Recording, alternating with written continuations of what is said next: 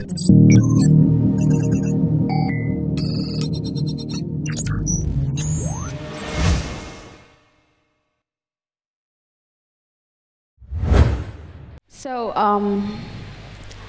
I was sitting in the railway station. My train was a bit late.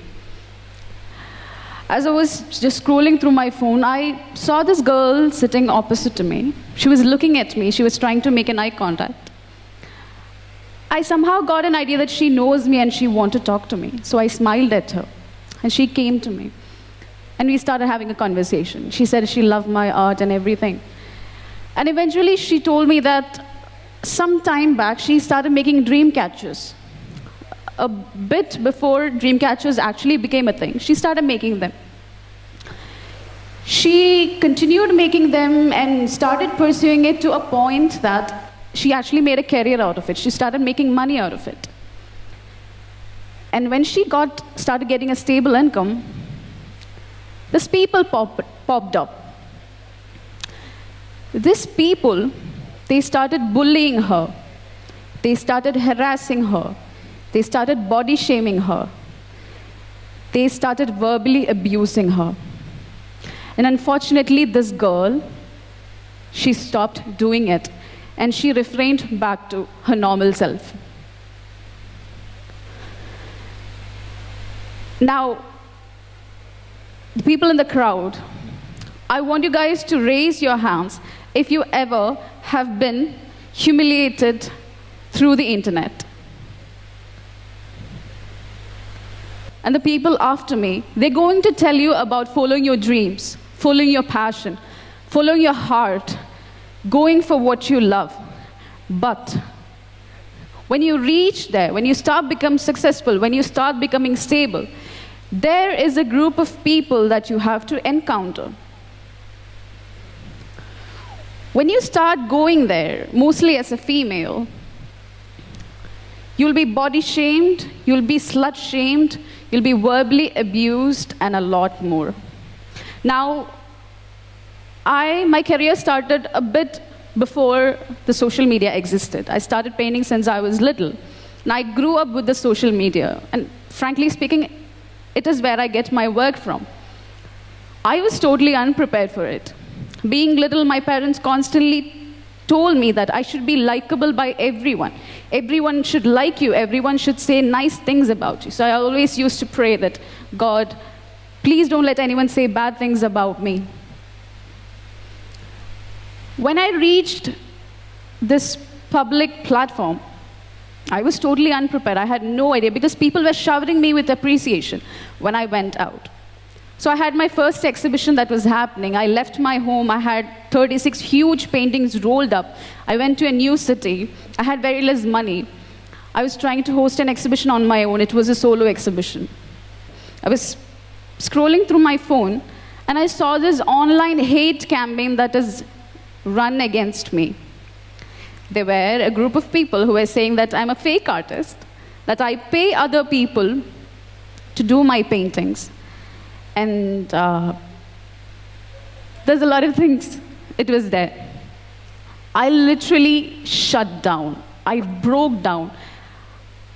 I was away from home. I was alone. I was scared. I was insecure. I did not have the least confidence to go out and exhibit my paintings, which was happening tomorrow. So I called up my friend of mine and I told her, I can't do it. What if the whole world says that? What if all the people who's coming to see my exhibition, things like that? How can I face them? So she told me a thing. She said, Fatima, why would you focus on 3 or 4 people who absolutely hates you and neglect thousands of people who loves you? Unfortunately, we do that a lot. We always focus on that one person who says mean things, who always try to shred down our self-esteem, rather than a lot of people who loves us. Somehow I couldn't give up. I couldn't give up. So I did the exhibition and it went beautifully. Now I want you to understand that a group of people like that exists. I'm not trying to scare you, but I'm going to prepare you because that is the reality. When you're out there in public, It could be a lot of reasons. It might not be your mistake, but you will be criticized very bad for what you do. Now, there is a few ways to look at it. One thing is you can ignore it. You can ignore what is going out there, whoever is saying all that stuff about you. You can ignore it. Another thing is you can read it, understand it, and then ignore it. So I was in my apartment. I used to live alone for so many months. It was a 2 BHK. I was sitting there.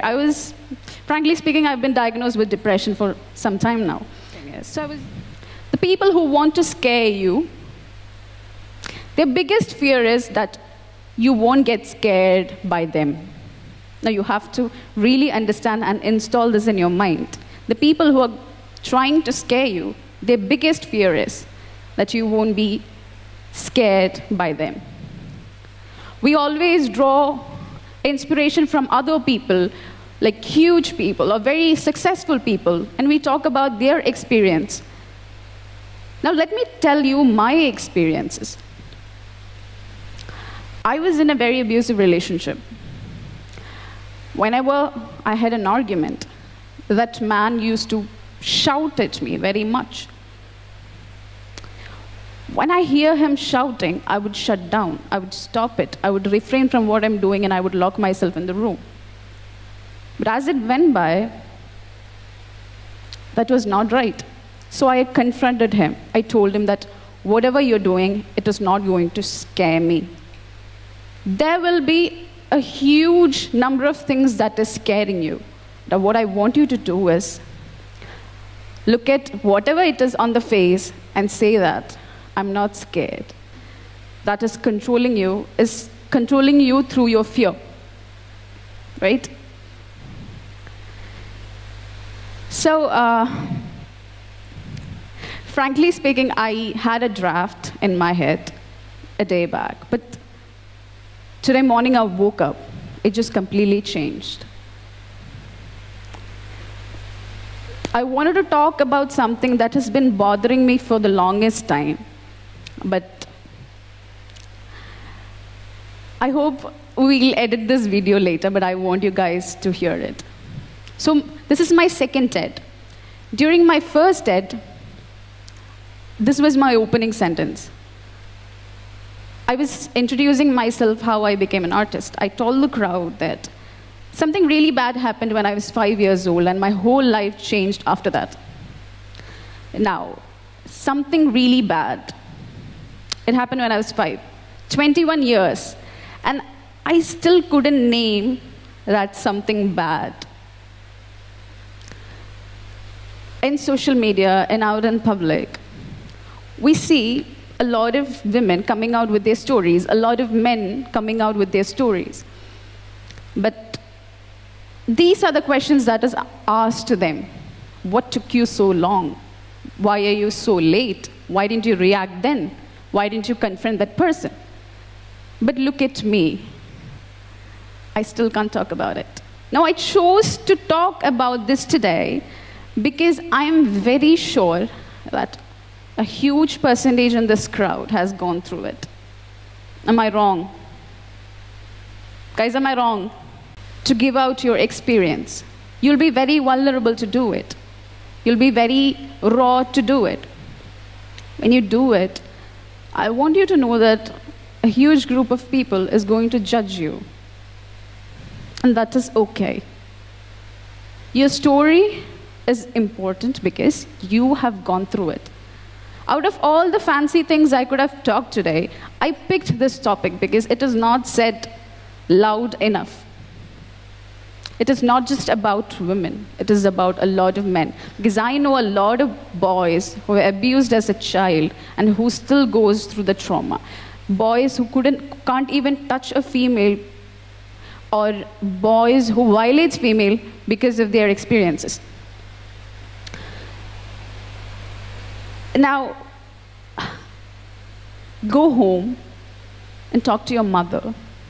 Ask your mother if she ever had to encounter something like this. Talk to your brother, your dad, your friends, your colleagues.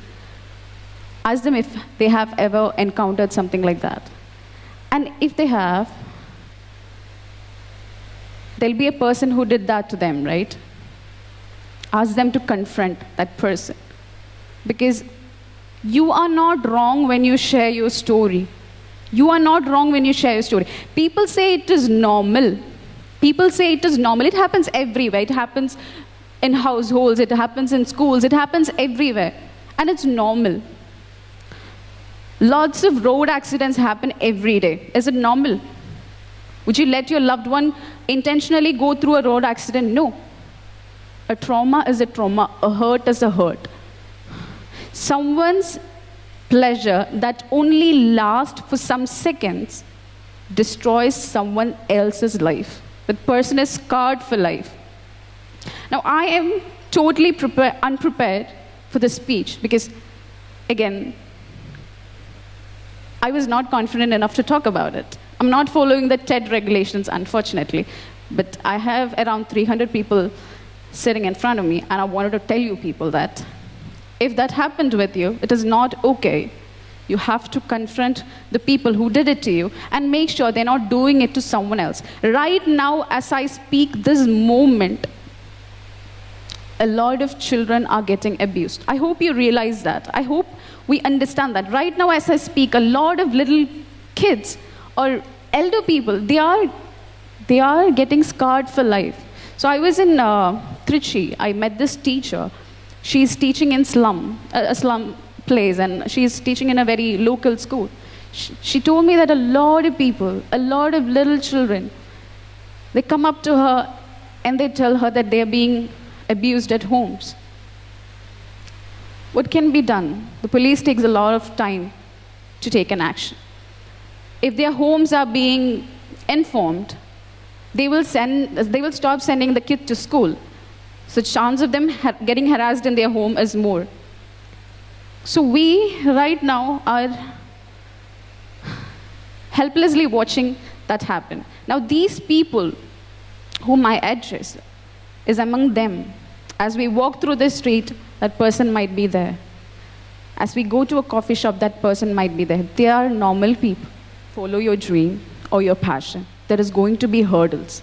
There's going to be a lot of hurdles. The first hurdle, it starts with your family. A lot of people ask me, how did you tackle your family? How did you convince it? Because I come from a very conservative Muslim family. I graduated in 2015. It took me 3 years to stand where I'm standing right now. How did I convince my parents?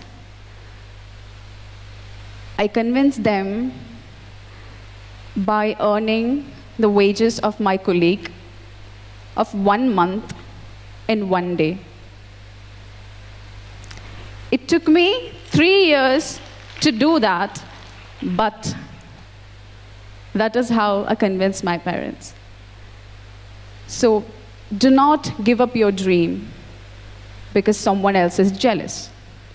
Do not give up your dream because someone else is in a bad mood. There'll be a lot of things to drag you down, a few things that'll be positive to you. But just go for your dream, because it's a very small life. Don't settle in, because only dead fish goes with the flow. I can see brilliant number of students, and one person, as unique as you are, can change the world. Again, it is not a competition. Nothing is a competition. But one person, again, as unique as you all are, can completely change the world. I'm interrupting. I just want to see how many minutes it is. You don't have a... Oh, it's 17 minutes, right? I have 1 more minute. Again, this talk was totally unprepared because I didn't want to draft it. So there's this energy you guys give me when I step into a place. I see people in colors. People reflect to me in colors. When I talk to a person, they reflect back in a color to me. And I remember people with colors. Just as flawed as a person I am, the speech is also flawed. But then it doesn't matter. I wanted to talk to you the things I wanted to talk because it was really relevant. It was high time we talked about it. And it is high time that we respond. Right? So thank you so much for having me, for listening to me. Have a beautiful day, you all.